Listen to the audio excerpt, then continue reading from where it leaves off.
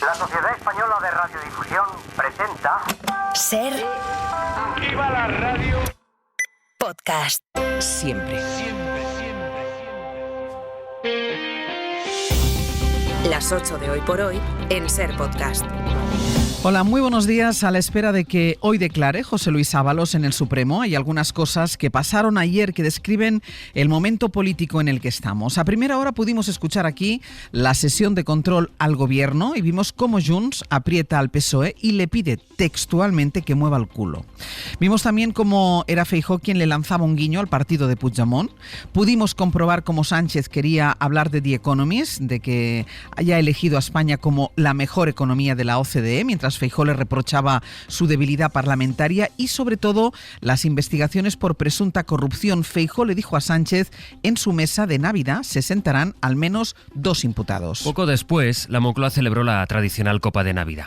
Y fue allí, sin micrófonos, pero ante los periodistas, donde el presidente del gobierno acusó al PP de estar jugando con las cartas marcadas, porque tiene información privilegiada. Información entonces que le proporcionarían, según esta teoría, los propios jueces, y por la que el PP le augura a Sánchez un calvario judicial. Sastre, buenos días. Buenos días, Barceló, y además todo eso en vísperas de que hoy, como señalabas al empezar, se produzca en el Supremo una de las imágenes del día, esa declaración de José Luis Ábalos por las acusaciones de Víctor de Aldama. Recuerden que la UCO, de la Guardia Civil, atribuyó al exministro y ex número 3 del PSOE un papel relevante en la trama Koldo. ¿Cómo afronta la declaración de mañana? Pues con ganas.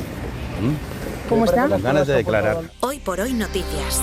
Ser Podcast. Ana Fernández Vila, buenos días. ¿Qué tal, Ángel? Buenos días. Vamos a empezar por esa acusación que hizo el presidente, que habló de cartas marcadas. Sí, el presidente quiso trasladar ayer su sospecha de que el PP tiene información privilegiada de los jueces, que juega con cartas marcadas, dijo en esa conversación informal con periodistas, y puso de ejemplo al propio Feijóo cuando le augura un calvario judicial, o al jefe de gabinete de Ayuso cuando adelanta decisiones judiciales. El viernes pasado, Sánchez ya denunció que su gobierno y él están siendo víctimas de una estrategia de acoso judicial, y ayer quiso ir un paso más al mostrar su preocupación por la actuación de algunos jueces, por cómo las novedades judiciales contribuyen a la labor de oposición del PP. Dijo: una oposición que no es política, aseguró, sino estéril, que solo busca ruido, y criticó también Sánchez que Feijóo trate ahora de usar a Junts para intentar quebrar la mayoría de la investidura. El gobierno está convencido de que no hay ninguna posibilidad de una alianza estable entre los dos partidos. Es política ficción, dijo el presidente, que por cierto ayer se volvió a mostrar dispuesto a verse con Puigdemont, aunque ahora, dijo, no está en la agenda. Ana, gracias. A vosotros. A esas cartas marcadas contestaba así el portavoz del PP, Borja Semper. El presidente del gobierno tiene una visión de la política y de España que es la de un taur, siempre jugando, siempre con cartas, siempre con trucos. Y la política debe ser algo más serio. Nosotros no jugamos con ninguna carta, lo que jugamos es buscando la verdad, y le pedimos al presidente del gobierno que explique a todos los españoles qué sucede en su entorno familiar, en el gobierno y en su entorno de partido. Y todo esto, como les decía, unas horas de que declare en el Supremo José Luis Ábalos. Es la primera vez que el exministro y ex número 3 del PSOE comparece ante el juez para defenderse de las acusaciones de Víctor de Aldama. Miguel Ángel Campos. Ábalos negará el cobro de 600.000 euros en comisiones y el amaño de obras en transportes denunciados por Víctor de Aldama. La acusación poco podrá profundizar en ambos hechos, porque el exministro aún no ha sido investigado, tampoco su patrimonio, y por tanto la justicia no dispone de datos que permitan contrastar que Ábalos ha tenido otros ingresos distintos a los de sus cargos públicos. Los puntos más débiles para el exministro son las adjudicaciones de mascarillas a la trama, la acreditada implicación de su asesor Koldo García, así como los supuestos pagos en especie de Aldama, a saber, el alquiler de un piso a su compañera sentimental, la vivienda de la línea de la Concepción para el disfrute de Ábalos, o la firma de un contrato para el alquiler con opción de compra de un piso de 2 millones en la Castellana. Ábalos responderá que ni tuvo las llaves del piso en Madrid y que la casa de Cádiz fue un alquiler lícito. La declaración con el estatus de imputado de Ábalos es voluntaria. Por ello, el juez no podrá imponer medidas cautelares al exministro. En esa Copa de la Moncloa de la que hablábamos, en la que Pedro Sánchez habló de cartas marcadas del PP, hizo también un diagnóstico de la legislatura bastante optimista. Llega a afirmar Sánchez que conseguirá sacar adelante los presupuestos en el primer trimestre del año que viene, y descarta que pueda haber una alianza estable del PP con Junts, cuya portavoz fue muy gráfica en el Congreso. Fent nosaltres és el que ningú més s'atreveix a fer, que és exigir-los a vostès que que moguin el cul i facin la feina que muevan el culo. Eso fue por la mañana y ya por la tarde Junts, también el PNV, se ausentaron ayer de la reunión de los socios con el Gobierno, en este caso en el Ministerio de Hacienda, para acordar ampliar el impuesto a las empresas energéticas. Guillermo Lerma, buenos días. ¿Qué tal? Buenos días. Es optimista Sánchez pese a que se está encontrando con obstáculos de última hora con los que no contaba. Sí, obstáculos que Sánchez enmarca en la complejidad parlamentaria, pero que está convencido de que se pueden superar. El Gobierno insiste en que al margen de los mensajes que los socios emiten en público, en privado las negociaciones existen, aunque vayan a distintas velocidades. Con el PNV, la ministra de Hacienda está hablando ya de presupuestos. Con Junts, las conversaciones se centran en cumplir compromisos pendientes como la delegación de competencias en inmigración. Sobre esto, el Ejecutivo asegura estar dispuesto a dar presencia a los Mossos en lugares donde ahora no pueden operar, como son puertos y aeropuertos, aunque manteniendo en el control de fronteras a Policía y Guardia Civil. A falta de algunos flecos, las fuentes consultadas ven que esta carpeta está avanzada. La Moncloa espera, de hecho, que este pacto con los independentistas sobre inmigración le ayude a desatascar otros asuntos pendientes y que a cambio de la delegación de competencias, Junts apoye, por ejemplo, la reforma de la ley de extranjería que permita el traslado de los menores migrantes que llegan a Canarias y que el Gobierno ya descarta sacar adelante con el Partido Popular. Guille, gracias. Hasta luego.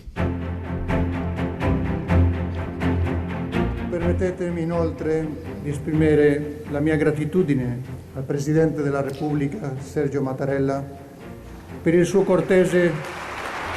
Es la primera vez que se ve esta imagen, se había visto en los papas, pero no en otros jefes de Estado. Y ayer el rey Felipe VI, en su viaje oficial a Italia, se dirigió a diputados y senadores de ese país en una sesión conjunta del Parlamento italiano. Somos dos países con memoria, con una clara conciencia del pasado, en particular del que no puede ni debe repetirse, ni siquiera como caricatura. Dejó varios mensajes sobre la advertencia de que no se puede repetir el pasado, aquí lo hacía, sobre la fragilidad de la paz y también en presencia de la primera ministra italiana Giorgia Meloni sobre la necesidad de dar un trato humanitario a las personas migrantes. Debemos como europeos seguir dando a los inmigrantes el trato digno que se le debe a todo ser humano.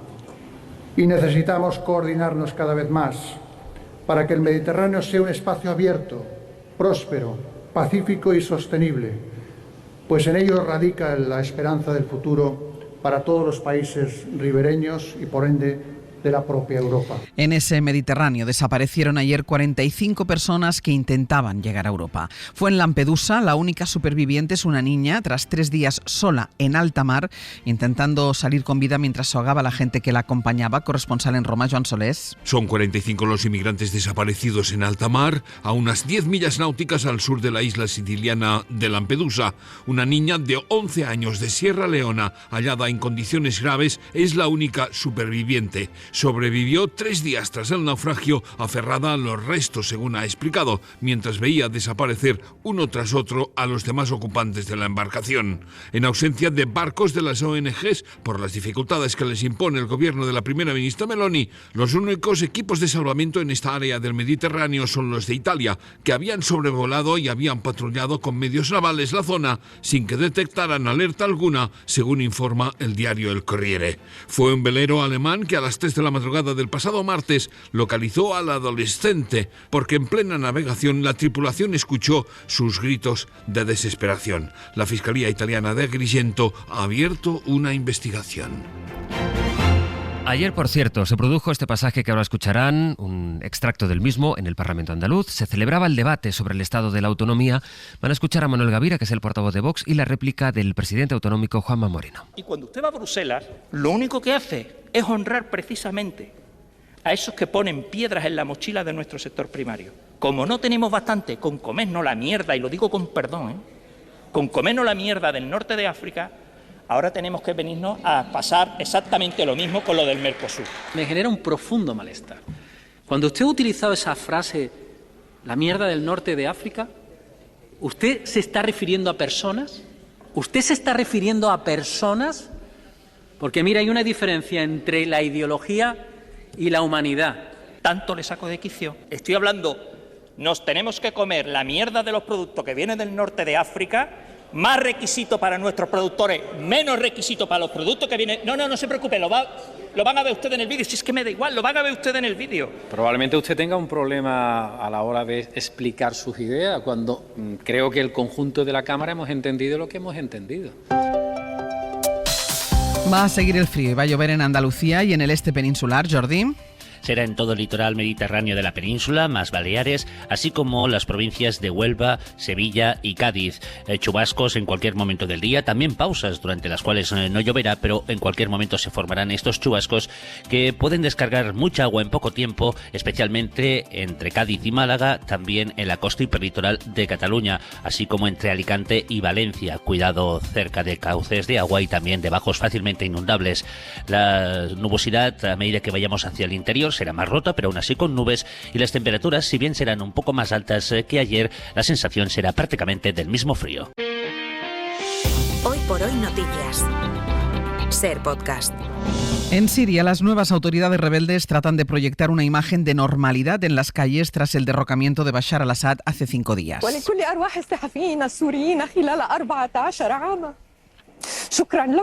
a poco van regresando al país miles de personas que huyeron de la represión, como esta periodista siria. Que se emocionaba así ayer en directo, cuando recordaba a sus compañeros asesinados por el régimen a lo largo de estos últimos años. El líder de los rebeldes, Mohamed al-Julani, ha prometido desmantelar las prisiones de el-Assad y ha dicho que no va a haber amnistía para los implicados en las torturas. En Damasco, de hecho, en el centro histórico de Damasco, está el enviado especial de la SER, Nicolás Castellano. Nicolás, de nuevo. Hola, ¿qué tal? Nico, los nuevos dirigentes sirios parecen centrados en mantener la calma y evitar que se desmorone el Estado, como sucedió en Irak o como pasó en Libia. Sí, el nuevo gobierno de transición, como dice, se afana en intentar calmar las dudas que genera a nivel internacional. Esta mañana, de hecho, está prevista la primera rueda de prensa del nuevo primer ministro en funciones, Mohamed al-Bashir, que ha asegurado en las últimas horas que el dictador dejó el país arruinado y sin divisas en el Banco Nacional, mientras que su jefe, el nuevo hombre fuerte de este país, el líder del HTS, Mohamed al-Julani, aquí en una mezquita de Damasco, pedía ante sus seguidores confianza a la comunidad internacional y prometía acabar con el aparato de represión del régimen de al-Assad. Pero sorprende el silencio Ángels absoluto de los líderes de esta coalición de grupos yihadistas sobre los ataques israelíes que han continuado esta madrugada en Latakia y en Tartus. Y no solo sigue bombardeando, sino que además las tropas y los tanques de Netanyahu están ya a menos de 30 kilómetros de Damasco, como contaba este periodista de la ultraderechista Canal 12 israelí, empotrado con las tropas israelíes en suelo sirio. Y mientras en Damasco va recuperando cierta normalidad, ya sin toque de queda, preparan la reapertura del aeropuerto y el nuevo gobierno pide a los funcionarios que se incorporen hoy a sus puestos. En paralelo, las víctimas del régimen. Como Musa sigue buscando de manera desesperada a su hijo, lleva 3 días penando por cárceles, hospitales, por morgues y sigue sin rastro de él 13 años después. Reclaman justicia y que se juzgue a los criminales de Bashar al-Assad. Siria acelera su transición, va dando síntomas de cierta normalidad. De hecho, Ángel, ahora mismo vemos a algunos dándose una carrera matutina por las calles y como esta cafetería en el centro histórico que se vuelve a llenar por primera vez desde la calle del dictador. Seguimos en el abierto, Nico, gracias. Hasta luego. Y mientras tanto, Gaza. Al menos 35 personas han muerto en varios bombardeos israelíes esta misma madrugada en la franja, incluyendo un ataque contra un convoy que estaba repartiendo ayuda humanitaria, según cuenta la agencia palestina de noticias Wafa. El ataque contra los vehículos que repartían comida ha provocado al menos 13 fallecidos y varios heridos. A las víctimas mortales de este ataque se unen otros 15 muertos por el bombardeo, en este caso al oeste del campo de Nuseirat, en el centro de la franja, de una vivienda familiar que acogía a palestinos desplazados por la ofensiva israelí. Asociaciones feministas han convocado una concentración en repulsa por el último crimen machista este martes en Palma.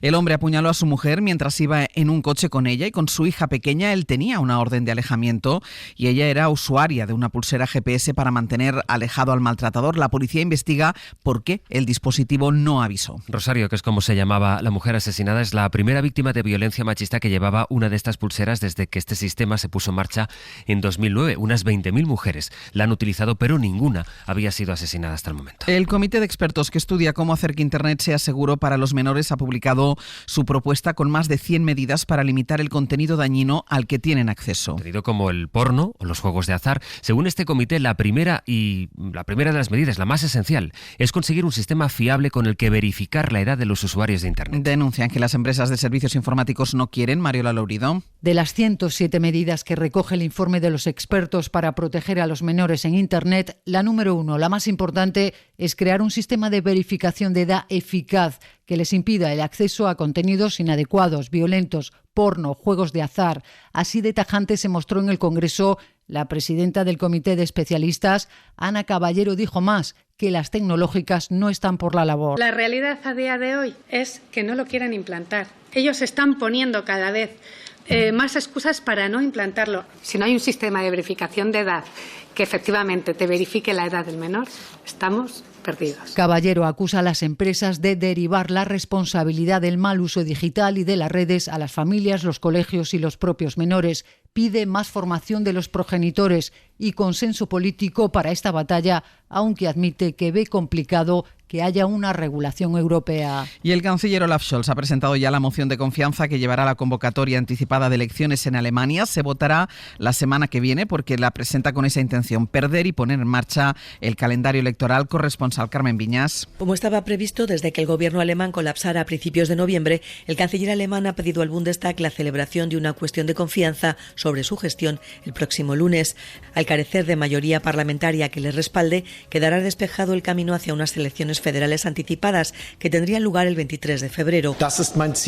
Ese es mi objetivo, ha dicho Scholz, porque en una democracia son los votantes quienes determinan el futuro rumbo de la política. Una vez perdida la moción, el presidente federal, Frank-Walter Steinmeier, dispone de 21 días para disolver el Parlamento a petición del canciller y fijar la fecha de las nuevas elecciones. El canciller socialdemócrata está convencido de que ganará las próximas generales, la misma confianza que mostró en 2021, cuando al igual que ahora tampoco partía como favorito. Entonces no iba tan mal en las encuestas, que dan la victoria al Partido Conservador. Y en 10 minutos el abierto. Con Elisa de la Nuez, Ignacio Escolar y Javier Aroca. Para no perderte ningún episodio, síguenos en la aplicación o la web de la SER, Podium Podcast o tu plataforma de audio favorita.